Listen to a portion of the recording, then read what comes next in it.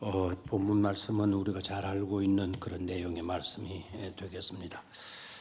열왕기상 17장을 읽었잖아요. 열왕기상 18장을 한번 넘겨보시기를 바랍니다. 열왕기상 18장을 넘겨보게 되면 드디어 갈멜 산상에서 엘리야와 거짓 선지자들의 대결이 있어지죠. 그래서 엘리야와 바알 선지자들의 대결장이 바로 열왕기상 18장입니다. 여기서 여러분이 아시다시피 누가 거짓 신이냐라는 것이 이제 판가름 나죠. 바알이 참된 신이 아니고 바알은 거짓 신에 지나지 않는다. 진정한 하나님만이 신이시다라는 것이 완전히 드러난 대결장이 바로 열왕기상 몇 장이라고요? 18장이 돼요. 18장. 완전히 18장에서 결판이 나게 됩니다. 자, 그럼 17장은 그 대결장 바로 앞의 상황을 기록한 그런 말씀인데, 앞의 내용의 말씀은 또 뭔가 그러면 18장에 모든 거짓신과 참신이 판가름 나게 되는데, 판가름 나기 전에 18장에 있어질 내용의 서막과 같은 말씀이 열왕기상 17장이다. 그래서 서막을 우리가 보게 되면 대결장에서 어떻게 판가름이 나게 될지를 우리가 감을 잡을 수 있고 또 결론을 찾을 수가 있는 것이죠. 그래서 18장을 바로 읽고 18장의 내용만 우리가 알고 있는 것으로 그쳐서는 안 되고요. 17장 말씀도 우리가 깊이 생각할 수 있어야 되겠습니다. 특히 오늘과 같은 상황, 코로나가 계속되고 있잖아요. 언제 끝날지 아무도 인간으로서는 예측조차도 할 수가 없어요. 그러나 하나님이 개입하시면 당장이라도 코로나가 사라지는 역사도 일어날까요? 안 일어날까요? 일어날 수 있다라는 믿음을 우리는 가지셔야 합니다. 그렇게 하실 수 있는 분이 바로 저와 여러분들이 믿는 하나님이에요. 하나님은 충분히 그렇게 하시고도 남는 분이시죠. 자, 그래서 오늘은요, 오늘 이 시대의 이 말씀을 생각을 하면서 연속되는 재앙 그리고 하나님이라는 제목을 잡고 오늘 이 시대에 입각해서 오늘 우리들의 처지에서 17장을 들여다보게 되면 아하 하는 깨달음을 우리가 얻게 될 것이고, 아하라고 하는 깨달음은 그냥 일시적인 현상으로 아하 하다가 끝나버리는 것이 되면 무의미하게 되겠지만, 아하라고 하는 깨달음이 오게 되면 그 여운이 오래 남을 수가 있는 겁니다. 그래서 아하, 바로 이런 뜻이 있었구나. 왜 재앙이 이렇게 계속 되어지는 것인가? 왜 이렇게 연속적으로 재앙이 이렇게 겹치고 있는 것인가? 아하, 바로 이런 이유였었구나 라는 것을 깨닫게 되면 오늘 살아가는 우리들이 그래도 희망을 가질 수가 있고 용기를 가질 수가 있고 흔들리지 아니하는 견실한 믿음을 지켜갈 수가 있을 줄로 믿습니다. 자, 오늘 본문의 말씀은 엘리야가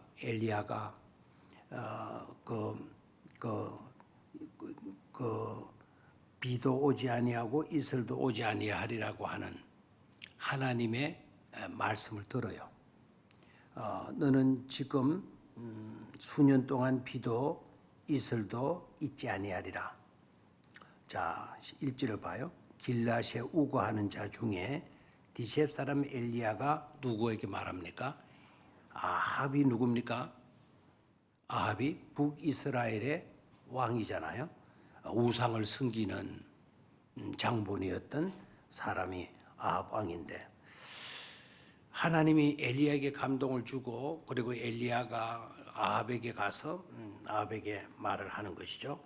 내가 섬기는 이스라엘 하나님 여호와께서 살아계심을 두고 내가 맹세한다. 하나님께서 살아계심을 두고 내가 맹세한다. 내 말이 없으면 수년 동안 뭐도 없고 뭐도 없을 것이다. 수년 동안 비도 없고 수년 동안 이슬도 있지 아니하리라. 이 말은 이슬조차도 마지 아니한다, 내리지 아니한다 라는 말을 하게 돼요. 2절을 보십시오. 여호와의 말씀이 엘리야에게 임하여 이르시되 너는 여기서 떠나 어디로 가서 동쪽으로 가서 요단 앞 거리 시냇가에 숨고 그랬어요. 자, 이 말은 예사로 말이 아니었다라는 겁니다. 네가 그 말을 하게 된 이상 아합도 너를 그냥 두지 않을 거다. 그러니까 너는 지금 여기서 떠나라. 어디로? 동쪽, 요단강 동쪽으로 떠나서 어디로 가라 그랬죠? 요단 앞 어디로 가서? 거리 시냇가로 가서 거기에서 숨어 지내라 라고 말씀을 해요.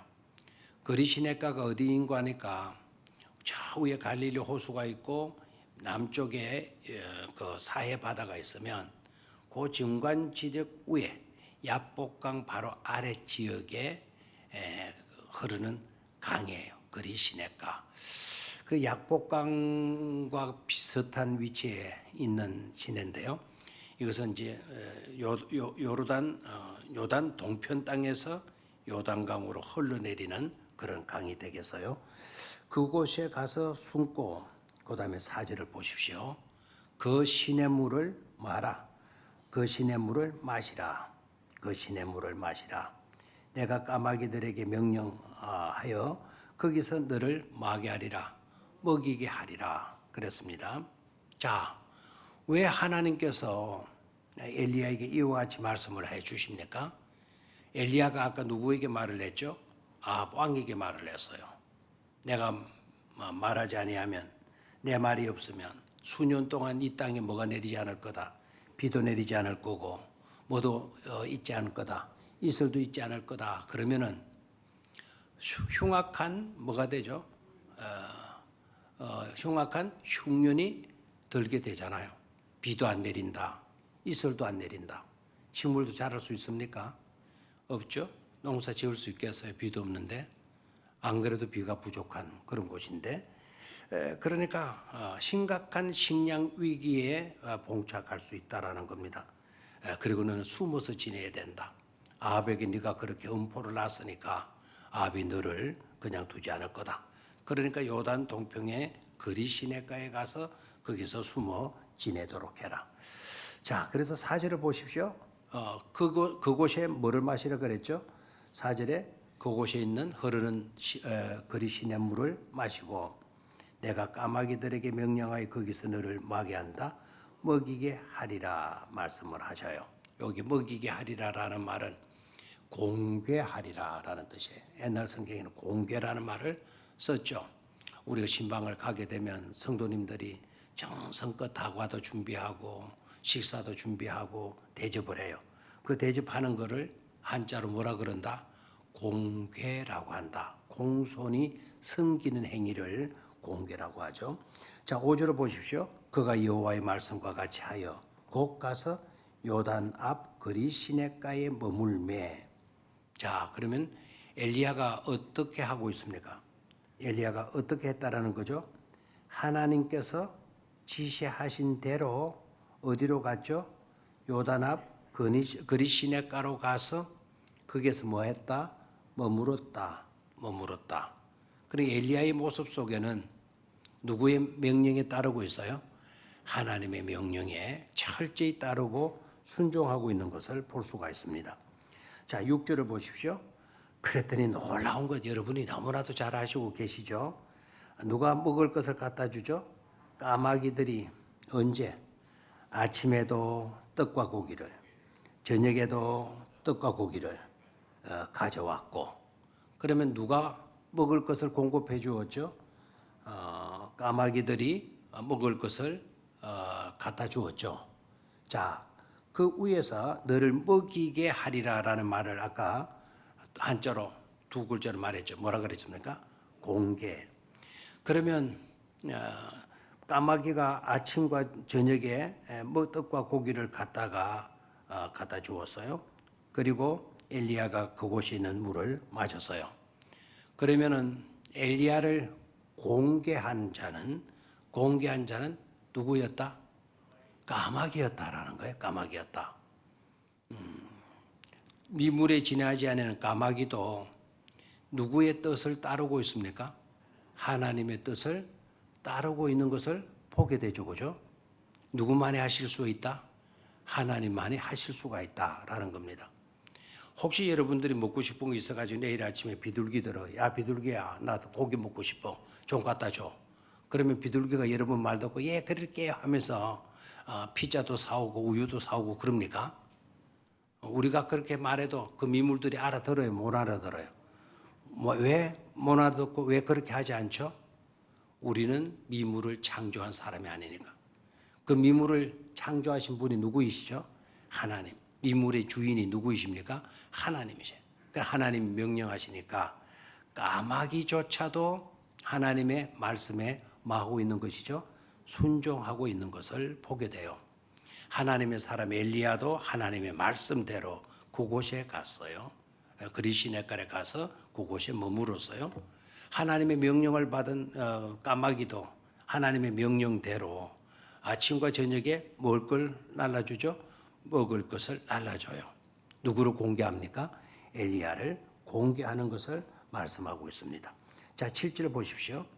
땅에 비가 내리지 아니하므로 얼마 후에 그 시내가 맑다 그랬습니까? 마르니라 그랬어요. 자, 여러분, 그리 시내라는 뜻이 냇물이라는 뜻입니다. 물론 우리나라에서 생각하는 냇물하고 히브리 사람들이 생각하는 냇물은 차원이 다릅니다. 그 냇물이라 그러면 어떻게 보게 되면 우리나라로만 조그만한 도랑 정도 되는 것이고, 냇물 그러면은 도랑보다는 훨씬 더 크고 규모가 넓은 그런 강을 우리 냇물이라 그러잖아요. 근데 히브리 사람들은 물이 귀하다 안 귀하다? 이스라엘 사람들은 물이 귀하다 안 귀하다? 귀한 겁니다. 그런데 우리나라 도랑물 같이만 흘러가도 여러분 그 도이지 같은데 뭐 하수구에 물이 내려가는 그 물 하수구에 물이 내려가는 그 정도만 가지고도 이스라엘 사람들은 뭐라 그런다? 여기 냇물이 흐른다. 이런 식으로 이해를 한다는 거죠. 왜요? 물이 하도 귀하니까. 근데 우리는 저 태화강을 보고 그다음에 이쪽에 동청강이라 그러죠. 동청강도 제법 크잖아요. 그 동청강 속에도 여러 가지 이곳저곳에서 조그마한 냇물들이 시내들이 도랑들이 물이 와가지고 또 강물을 이루잖아요. 그와 같은 도랑을 강정도로 표현을 하게 되죠. 그러니까 거리 시내가가 말랐다. 냇물이 마를 정도였다라는 걸, 야, 정말 흉측한 가뭄이었구나. 3년 6개월 동안 비가 안 내리게 되면 그런 현상은 일어나게 되죠. 근데 우리가 생각하는 그 넓은 큰 강이 말라버렸다라는 개념보다는 마르지 아니하는 그 거리 시내가에 도랑 정도의 물이 말라게 되어져서 물을 구할 수가 없게 되었다라는 겁니다. 자, 8절 이하 우리 읽질 안 했지만은 8절 이하 내용도 잘 알죠. 다시 그러니까 시내가 강물이 말라버렸으니까 냇물이 말라버렸으니까 이제 마실 물이 없잖아요. 그러니까 하나님께서 다시 엘리야에게 말씀을 하시는 겁니다. 엘리야에게 임하셔서 너는 일어나 어디로 가라 그랬죠? 시돈에 사는 사르밧으로 가서 거기에 머물라. 첫 번째는 어디 머물라? 거리 시내가에 머물라. 두 번째는 어디에 머물라? 사르밧에 가서 거기 머물라 그랬어요. 사르밧에 가서 거기 머물라. 자, 아까는 냇가에 가서 머물라. 이번에는 사르밧 동네에 가서 머물라. 그러면서 뒤에서 보십시오. 내가 그곳 가부에게 명하여 네게 음식을 마게 하였느니라. 주게 하였느니라. 거기다 밑줄을 긋고 음식을 주게 하였느니라. 거기에다가 역시 아까 한자로 그 의미가 한자로 두 글자 뭐라 그랬죠? 공개하리라. 아까는 미물이 너를 마게 될 거다. 공개하게 될 거다. 내가 그렇게 만들어 주마. 자, 이번에는 누가 너를 공개할 거다? 사르밧 가부니까 가부라서 사람이 아닙니까? 이제 누가 너를 공개하게 될 거다. 사람이 너를 공개하게 될 거다라는 말씀을 해요. 아까는 누구였고요? 아까는 미물 까마귀였고 이번에는 누구였고? 사람 가부, 사르밧의 사람 가부예요. 여러분 사르밧 가부 이렇게 했는데 그 가부 이름이 뭐냐라고 물으면 여러분 사르밧 이렇게 하면 안 됩니다. 그 사르밧은 우리로 말하면 택명과 같아요. 옛날에 여기도 약사떼기, 뭐 산전떼기, 동동떼기, 남매동떼기, 서동떼기, 떼기인지 띠기인지 모르겠지만 그런 식으로 표현을 했죠. 맞아요? 맞죠? 그러니까 여기에는 사르밧 띠기가 되는 거예요. 사르밧 띠기 가부에게, 사르밧 동네에 살고 있는 가부에게. 아까는 미물, 이번에는 가부가 너를 공개하게 될 거다. 조금 이따 말씀을 나누겠지만 하필이면 까마귀냐, 하필이면 가부냐. 가부는 여러분 아시죠? 가부와 따라다니는 또 하나의 대상이 있어요. 어느 대상이 가부와 따라다니는 거 하니까 아시죠? 뭡니까? 어느 대상이죠? 고아입니다. 고아라고 하는 단어 다음에는 성경을 잘 보세요. 고아라고 하는 단어 다음에는 가부가 나오든지 가부가 나오는 단어 뒤에는 고아가 나오든지 고아, 가부, 가부와 고아 이런 식으로 나옵니다. 왜 고아와 가부가 성경에 나란히 등장할까요? 고아는 어린아이를 두고 말을 하고 가부는 어른을 두고 말을 하는데도 차이가 있는데도 불구하고 왜 나란히 쓰고 있을까요? 둘 다 보호의 대상이다 이겁니다. 고아는 부모가 없으니까 누군가가 돌봐줘야 돼요. 그래서 옛날에 우리 6.25 끝나고 난 뒤에 많은 고아들 발생했고 정말 선교 단체가 와가지고 미국의 선교사님들 교회가 많이 지원해줘 가지고 고아들을 키워주고 고아원 만들어서 고아들 키워주고 그러지 않았습니까? 그런 은혜들을 우리는 잊어서는 안 될 것입니다. 부모 잃고 형제 잃고 외톨이 남아있는 그 어린아이들, 버려진 그 아이들 데려다가 키워주고 양육해주고 심지어 어떤 데는 미국까지 데리고 가서 교육시켜주고 그렇게 했어요. 이 고아와 가부는 왜 나란히 나오느냐? 둘 다 뭐의 대상이기 때문에 보호를 받아야 할 대상들이기 때문에 나오는 겁니다. 자, 가부는 왜 그러면 어른인데 무슨 보호가 필요하단 말이냐? 가부는 남편을 잃은 여인을 두고 가부라 그러죠. 남편은 여인에 대해서 보호할 책임이 있어요. 근데 남편을 잃어서 보호자가 없어진 거예요. 그리고 고아와 같은 대상에 두는 이유가 거기에 있는 겁니다.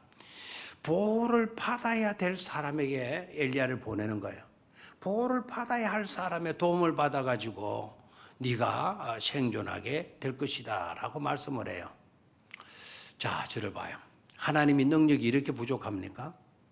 하나님이 하시는 일이 이렇습니까? 왜 하나님의 종으로 하여금 까마귀에게, 그 까마귀는 또 우리나라도 그렇지만 이스라엘 중동에도 그래요. 유럽에는 좀 까마귀를 좋은 쪽으로 해석을 하지만 이스라엘은 까마귀가 좀 안 좋은 쪽으로 부정한 동물로 들어간단 말입니다. 하필이면 비둘기를 통해 가지고 먹을 것을 날라주든지 그렇게 해야지. 왜 하필이면 부정을 상징하는 그 까마귀에게 먹을 것을 날라주게 하시느냐? 새가 그렇게 없었느냐 이거예요. 새 중에도 사랑받는 새가 많이 있죠. 있어요, 없어요? 여러분 까마귀를 애완동물로 키우는 사람 봤습니까? 없죠. 비둘기를 키우는 사람 많아요. 앵무새 키우는 사람 많아요. 깨꼬리 키우는 사람들 많아요. 공작 키우는 사람도 많잖아요. 그런 비둘기라든지 앵무새라든지 이런 그 새를 통해 가지고 아니면 종달새, 파랑새 이런 새를 통해 먹을 것을 갖다 주었다면 좀 이해가 되겠는데 새들이 없어 가지고 하필이면 까마귀냐 이겁니다. 자, 이스라엘 땅에 부자가 없어 가지고 하필이면 보호의 대상, 가난뱅이의 대상, 보호를 받아야 할 구제 대상의 사람에게 보내가지고 구제 대상의 여인으로부터 도움을 받아서 살아가도록 하실 필요가 있었느냐 이겁니다. 하나님 얼마든지 갑부의 사람을 보내가지고 그 부잣집에 가서 먹고 지내도록 하실 수도 있는 하나님 아닙니까? 그런데 하나님은 그런 방법을 쓰지 않고 계세요. 오히려 가부에게 가라. 가부에게 가서 거기서 얹혀 살도록 해라. 자, 이러면은 엘리야 입장에서 보면 엘리야는 믿음의 종이고 하나님의 크신 참 선지자 아닙니까?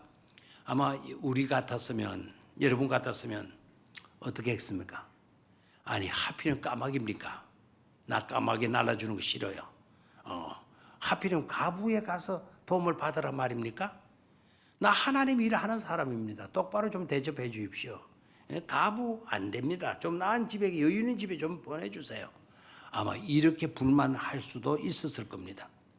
여러분은 오늘 성경 읽는 입장에서 보니까 좀 자기를 아주 아름답게 생각을 하는 거죠. 선한 사람처럼, 믿음이 굉장히 좋은처럼, 불만 불평하지 않는 사람처럼 그렇게 여기고 있는 거죠. 실제적인 이런 상황에 여러분이 우리가 놓이게 됐다면 꽤나 불평했을걸요. 꽤나 불만했을걸요. 꽤나 투덜거렸을걸요. 아이고, 하필이면 그냥 아무것도 없는 집에, 아니 양식이 없어가지고 그 마지막 가루 한 줌, 마지막 기름 한 병 가지고 저거 아들하고 먹고 뭐 죽으려고 하는 그런 집에 나를 하필이면 보냅니까? 막 이렇게 불만할 수도 있지 않겠습니까? 그런데 엘리야의 입에서 불만이 있었다 없었다? 불만이 있었다 없었다? 엘리야의 입에서 불만이 나왔어요 안 나왔어요? 성경은 안 읽어서 모르겠죠. 불만이 있다 없다? 거리 시냇가로 가라, 불만 없었어요. 가부에게 가서, 사르밧 가부의 집에 가서 네가 거기에서 머물라, 불만하지 않았어요. 이유가 뭘까요? 엘리야는 철저한 하나님에 대한 바른 신앙을 갖고 있었기 때문이다라는 겁니다. 사도 바울이요, 고린도 교인들을 향해서 하나님 어떤 하나님이냐? 가난한 자를 통해서 오히려 부유한 사람을 부끄럽게 하실 수 있는 분이 누구이시다? 하나님이시다라고 설교했잖아요. 그 설교가 그냥 터무니없이 나온 설교가 아니죠. 연약한 자를 통해서 하나님은 누구를 부끄럽게 하실 수 있는 분이시다. 강한 자를 부끄럽게 하실 수 있는 분이 누구이시다? 하나님이시다라고 사도 바울이 힘주어 설교하셨잖아요. 오늘 엘리야의 신앙에서 우리는 그 모습을 들여다볼 수 있어야 돼요. 까마귀를 통해서도, 아무것도 아닌 민물을 통해서도 하나님은 내 생명을 뭐 해줄 수가 있다. 생존시켜 주실 수가 있다. 살려주실 수가 있다. 또 아무것도 가진 것이 없는 사르밧 가부를 통해서도 하나님은 나를 살아갈 수 있도록 해 주실 수 있는 분이시다라고 하는 하나님에 대한 어떤 믿음이 있었어요? 견실한, 아름다운, 제대로 된 믿음을 갖고 있었던 것이죠.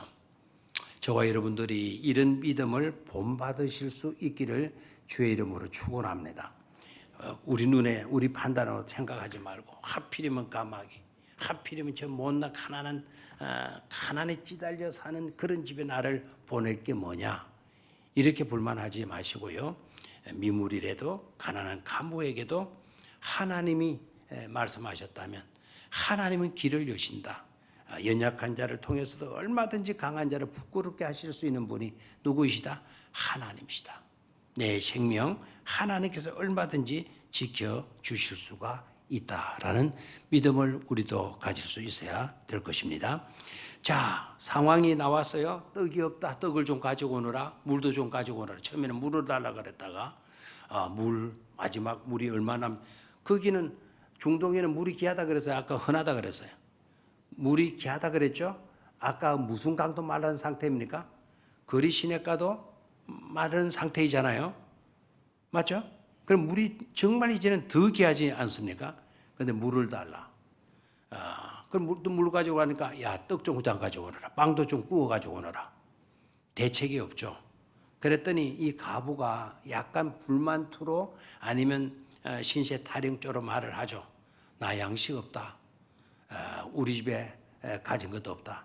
이제 가루 한 줌 남아있고 기름, 그 기름을 가루를 이겨가지고 튀길 수 있는 그 기름 한 병밖에 없다. 이거 먹고 이제 내 새끼하고 죽으려고 마지막 나무떼기 주스로 내가 나왔다.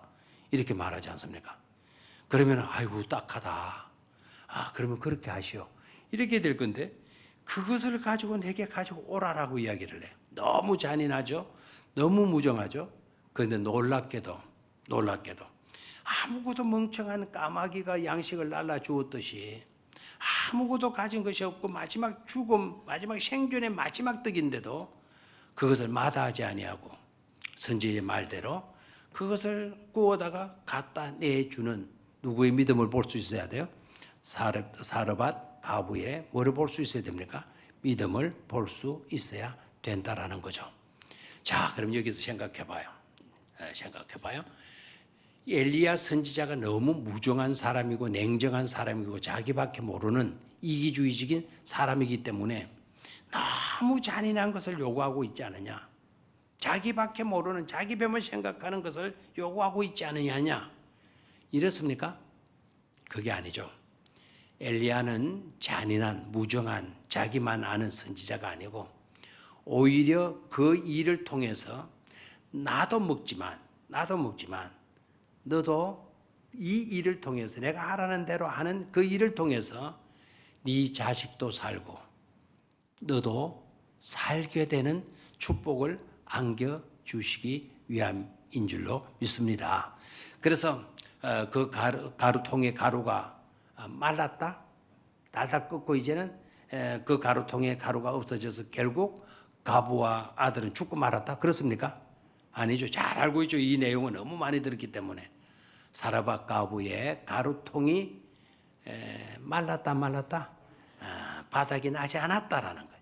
싹 거두어서 빵 구워내면 다음에 또 그만큼 또 누가 채워놓으셔요? 가루가 와서 채워져 있는 거예요. 어디 바람이 불어가지고 막 날아왔나요? 누가 채워주셨을까요? 하나님이 채워주시는 것이죠. 남의 집에 빼앗아 와서 그 가루통에 부어주신 것이 아닙니다. 하나님은 없는 곳에서도 있게 하실 수 있는 분이 누구세요? 하나님이신 것을 깨달아야 될 줄로 믿습니다. 마지막 기름병에 기름 한 병도 싹 붓고 나는 이제 바닥 이제 해서 이제 털털 다 한 방울까지 다 털어내는데 그 이튿날은 이제 빵 구울 기름이 없네요. 그렇습니까? 그만큼의 기름을 또 누가 채워 넣으셔요? 하나님. 옆집 가서 빌려와서 채웠습니까? 아니죠. 저 예루살렘 가서 빨리 수송해가지고 채워놨습니까? 아니죠. 하나님 어떤 분이십니까? 없는 데서도 있게 하실 수 있는 분이 누구이시다? 하나님이시다라는 것이죠. 하나님 우주 만물만 없는 곳에서 있게 하신 하나님, 큰 하나님으로만 생각하지 마시기를 바라요.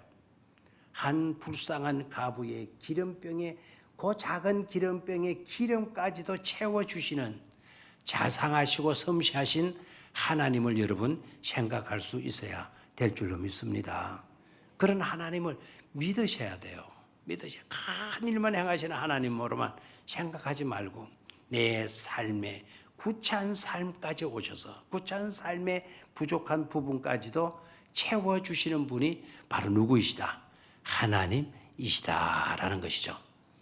이것을 우리는 또 이렇게도 적용할 수 있을 것입니다. 하나님은 믿음 좋은 사람들의 믿음, 훌륭한 엘리야 같은 훌륭한 사람들의 믿음은 들어주시고 나같이 믿음이 부족하고 삶이 또 연약하고 아는 것도 별로 없고 이런 사람의 소원과 기도는 하나님 들어주시지 않을 거야. 능력 있는 종들의 기도는 들어주시고 우리 같은 사람의 기도는 안 들어주실 거야. 그렇게 생각하시면 안 돼요.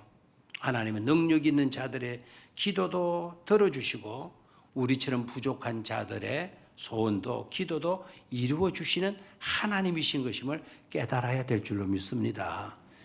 그 부자들의 기름병만 채워주시는 하나님이 아니시다. 우리처럼 연약하고 부족한 자들의 기름병도 채워주시는 누구이시다. 하나님이신 것임을 우리는 깨달아야 될 줄로 믿습니다. 자, 오늘 제목이 뭐였습니까? 이제 본론으로 들어가야 되겠는데 오늘 제목이 뭐였습니까? 연속되는 재앙 그리고 하나님이라는 제목을 잡았습니다. 그냥 잡은 제목이 아니겠죠. 오늘 본문 속으로 들어가서 보니까 재앙이 지금 어떠하고 있습니까? 재앙이 이례적인 재앙으로 끝났습니까? 그리 시냇가에 물이 마르는 그 재앙으로 끝났습니까? 아니죠. 그렇죠? 그리 시냇가가 마르는 재앙으로 끝나지 않고 이제는 사르밧 가부집으로 갔어요. 사르밧 가부집에 가니까 사르밧 가부가 너무너무 가난해져가지고 너무너무 불황 타서 요새 소상공인들이 얼마나 피해를 입는지 모른다 그러잖아요.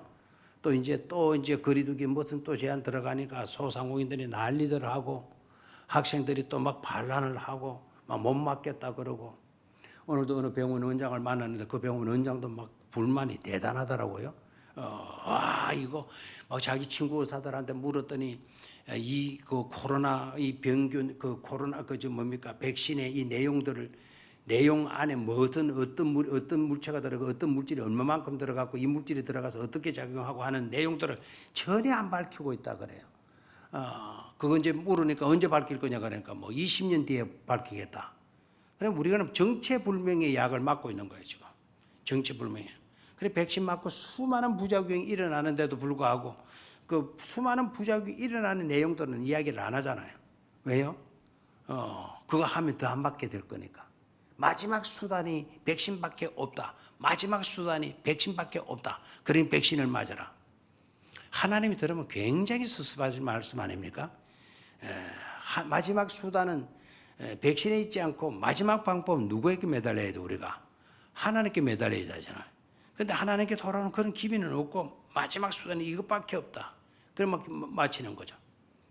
백신 맞으면은 2차까지 맞으면 우리가 이제 다 막 자유하고 막 코로나에서 해방된 줄 알았잖아요.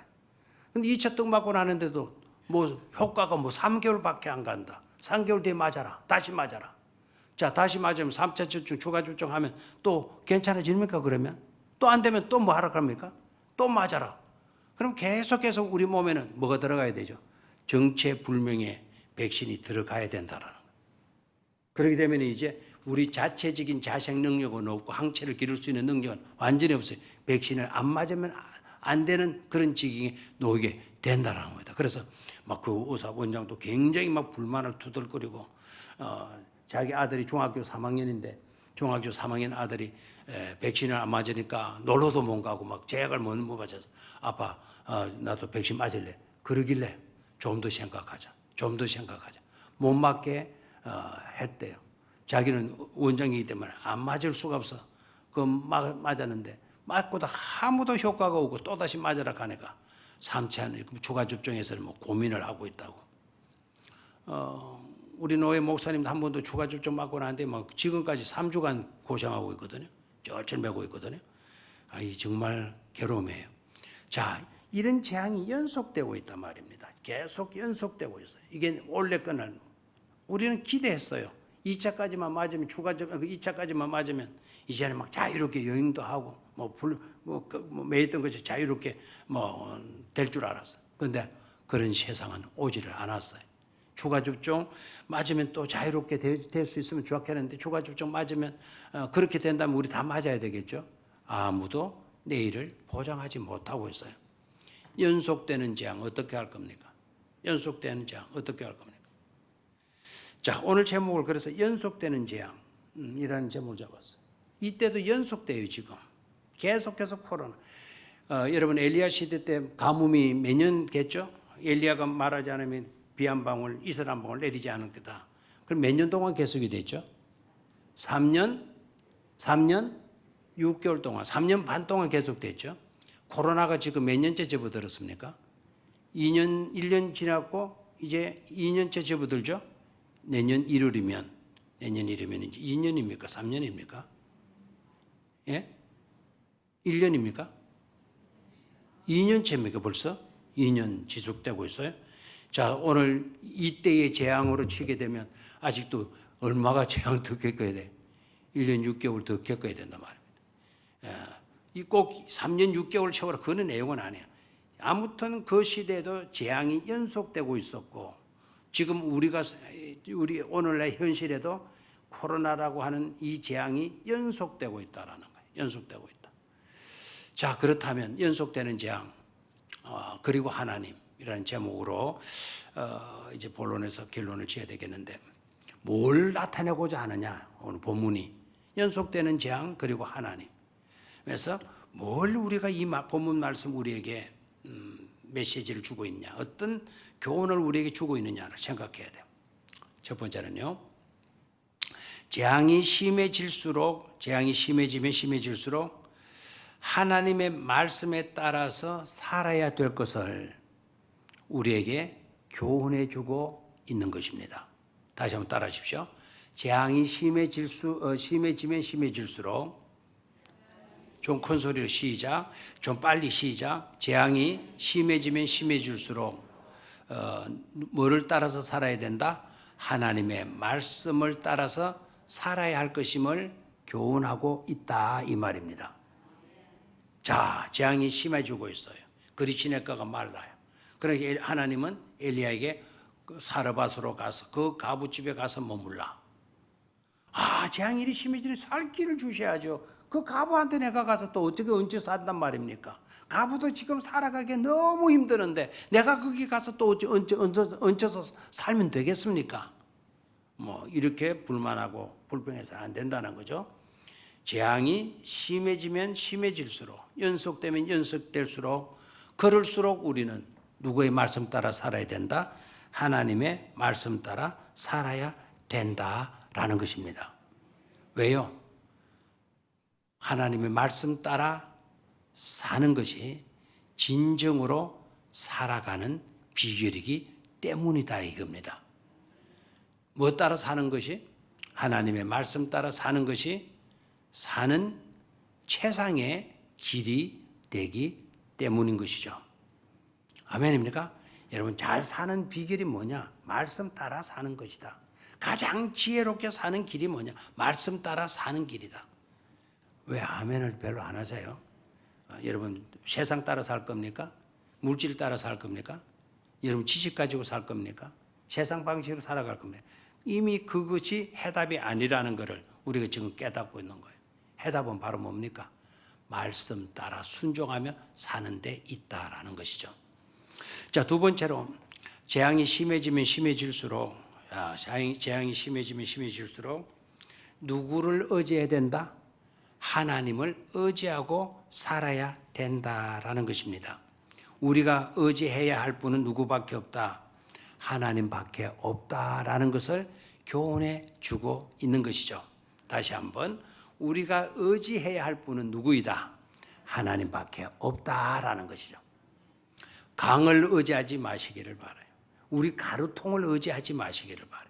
우리의 기름통을 의지하고 살아서는 안 돼요. 우리가 의지해야 될 분은 누구밖에 없다? 하나님밖에 없다라는 것을 깨달아야 됩니다. 하나님을 의지하게 될 때 까마귀를 통해서, 하나님을 의지하게 될 그 가난뱅이 가부를 통해서도 우리는 생존할 수 있게 되어지는 것이죠. 자, 세 번째, 재앙이 계속되면 계속될수록 연속되는 재앙 앞에 우리는 어떻게 살아야 되나? 과연 우리의 생명의 보호자가 누구인가를 우리는 생각해야 된다 이 말입니다. 나의 생명을 지켜주고 나의 생명의 행복을 안겨주고 나의 삶의 기쁨과 보람을 안겨주는 대상이 누구이냐는 겁니다. 자, 이 시대가 지금 어떤 시대였습니까? 아방 시대다 그랬어요. 아방 시대의 특징이 바로 뭐죠? 아방은 누구와 결혼을 했죠? 아방의 부인이 누구죠? 이세벨이죠. 이세벨은 어떤 여인이다? 이방 나라의 왕의 딸 공주입니다. 그 이방 나라의 왕의 딸 공주라는 이 말은 우상 숭배의 나라의 딸이 된 것이죠. 이세벨을 데리고 오면서 이세벨이가 그냥 황금도 가져왔겠죠. 물질을 외교적인 어떤 많은 유리한 것도 갖고 들어왔겠죠. 이쪽에 왕하고 결혼했으니까. 그런데 그런 것만 가지고 온 것이 아니고 온갖 잡동사니와 같은 뭐를 끄집어 왔어요? 우상들을 끄집어 들어온 거예요. 하나님의 축복의 땅에, 약속의 땅에 우상들을 끌고 들어온 거예요. 누가? 이세벨이가. 하나님이 아브라함의 약속의 땅으로 준 그곳, 광야 이스라엘 땅에서 400년 동안 노예 생활하던 백성들에게 젖과 꿀이 흐르는 가나안 복지로 주신 그 땅에다가 우상들을 끌고 들어온 거예요. 그러니까 아방은 우상 숭배의 1인자가 된 거예요. 자, 그런 시대에 대표적인 그 거짓 선지자들이 누구였느냐? 아방 시대 때 대표적인 우상 신은 누구였죠? 바알과 아세라 신이죠. 그 바알이 풍년을 갖다 주는 거다. 우리에게 비를 안겨다 주는 것은 어느 신이다? 바알 신이 우리에게 비를 주는 거다. 라고 믿는 그 시대였어요. 그래서 온 백성들이 비 달라라고 하면 누구를 불러요? 바알이여 우리에게 비를 주소서. 우리 부자 되고 싶다, 잘 살고 싶다 그러면 누구에게 손을 빌어요? 바알 신이여 우리 부자 되게 해달라고. 바알 신이 우리에게 원래 풍년 달라고. 그래서 경제가 넉넉하게 돌아갈 수 있도록 해달라고. 바알이여 바알이여 차는 시대예요. 자, 누가 우리의 생명을 지켜주고 보호해주고 보존케 해주시는 겁니까? 바알입니까? 하나님입니까? 하나님이라는 거를 오늘 이 본문에서 우리에게 서서히 밝혀주고 있는 거예요. 그래도 제대로 깨닫지 못하니까 18장에 가서 대기를 딱 붙이는 거예요. 누가 참신인가를 너희들 한번 대기를 붙어봐라. 그래가지고 거짓 신자들은 막 그냥 재단에 불이 내려달라고 온갖 미친 짓을 다 하잖아요. 빠리야 춤추면서 자기 몸에 막 칼을 대서 자기 몸을 막 이렇게 그리면서까지 피가 막 몸에서 솟구쳐 나도록까지. 그런데 바알은 응답을 해요, 안 해요? 불을 내렸어요, 못 내렸어요? 왜 못 내렸죠? 왜 못 내렸죠? 바알은 아무것도 아니니까, 신이 아니니까 내려줄 수가 없었던 것이죠. 그런데 엘리야는 어땠습니까? 하나님이여 이 제단에 불을 내리소서. 이 제물을 태우소서. 막 고래고래 고함치지 않았어요. 엎드려서 그냥 기도했어요. 그리고 사람들들은 야, 비올 징조가 있냐 봐라. 서편 하늘을 바라보라. 그래 서편 하늘 제자들이 가서 바라보니까 서편 하늘에 구름이 얼마나 끼었어요? 손바닥만한 구름 한 점밖에 없습니다. 그러냐? 기도하자. 또 기도해. 그렇게 기도하는 마치니 어떻게 되죠? 구름이 몰려드니 먹구름이 오더니 비가 쏟아져. 그 비가 쏟아지는 그 가운데 아합왕은 막 그냥 번개가 치고 비가 쏟아지는 도망을 가버리고 엘리야가 뒤따라가면서 비를 피하라고 그렇게 말해주잖아요. 참 신은 누구이시다? 하나님이시다. 우리를 보호해주고 우리를 생존시켜 주실 분은 누구밖에 없다? 하나님밖에 없다라는 것을 우리는 깨달아야 될 줄로 믿습니다. 자, 오늘 본문 연속되는 재앙과 그리고 하나님. 연속되는 재앙 속에서 우리가 해야 될 일이 바로 뭐냐? 재앙이 심해지면 심해질수록 우리는 더욱더 뭘 따라 살아야 된다? 하나님 말씀 따라 살아야 된다. 재앙이 심해지면 심해질수록 재앙이 심해진다고 해서 여러분 믿음을 포기하고 예배드리는 것을 멀리하고 제발 그러시지 마시기를 바라요. 재앙이 심해지면 심해질수록 더욱더 우리는 누구를 의지하고 살아야 돼요? 하나님을 의지하고 살아야 된다는 것을 깨달아야 될 줄로 믿습니다. 주님께 나와서 예배하고 주님께 나가서 기도하는 거예요. 진정으로 생명을 지키시고 보호해 주실 분은 누구이시다? 하나님이시다라는 것을 깨달아야 될 것입니다. 자, 결론입니다. 하나님은 말씀하시고 하나님은 말씀만 하시는 분이 아니시고 하나님 말씀하신 대로 하시는 분이시다. 이루어 주시는 분이시다라는 것이죠. 자, 엘리야에게 너는 어디로 가서 지내도록 해라. 숨어서 지내도록 해라. 그리 시냇가로 그랬어요. 그리 시냇가로 갔을 때 하나님은 엘리야를 어떻게 먹여주신다 그랬어요. 너는 물은 그리 시냇가에 물을 먹고 양식은 어떻게 된다 그랬죠? 내가 까마귀를 통해서 아침에도 떡과 그다음에 저녁에도 고기를 먹게 하신다고 했죠. 4절을 봐요. 그 시냇불을 마시라. 내가 까마귀들에게 명령하여 거기서 너를 마게 하리라. 까마귀들을 명령해서 거기서 너를 마게 하리라. 먹이게 하리라. 자, 누가 먹이준다는 겁니까? 너를 먹이게 하리라. 누가 먹이준다는 거죠? 하나님이 먹여주시는데 누구를 통해서? 까마귀들에게 명령하여 거기서 너를 먹이게 하리라. 까마귀들이 너희들을 먹도록 만들어 주도록 내가 명령하겠다 그랬어. 그랬더니 그 명령대로 까마귀가 하나님의 명령대로 따라요, 안 따라요? 따르죠. 왜 따를까요? 까마귀를 지으신 분이 누구이시기 때문에 하나님이시고 하나님이 까마귀들을 그렇게 하라고 말씀하셨기 때문에 까마귀가 어떤 그런 걸 깨닫고 지혜가 있어가지고 하는 게 아니고 그 말씀하신 분이 하나님이시고 그 말씀하신 대로 이루어 주시는 분이 누구이시기 때문이다. 하나님이시기 때문에 그렇게 하는 것이다 이 말입니다. 그래서 하나님은 말씀하시고 말씀하신 대로 마시는 분이시다. 이루시는 하나님이시다라는 거. 자, 사르밧 과부에게 가서 머물라. 사르밧 과부가 너를 또 뭐 지켜주고 보호해 줄 거다. 그랬더니 사르밧 과부가 그렇게 해요 안 해요? 하죠. 사르밧 과부는 계산이 없습니까? 생각이 없습니까? 자기 아들이 마지막 먹을 양식인데 그걸 선지자 왔다고 선지자에게 내놓겠습니까? 그런데 사르밧 과부가 그렇게 해요 안 해요? 그렇게 하죠. 왜 하게 되죠?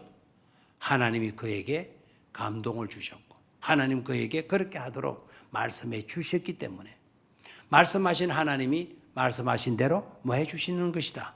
이루어 주시는 것이다 라는 것이죠.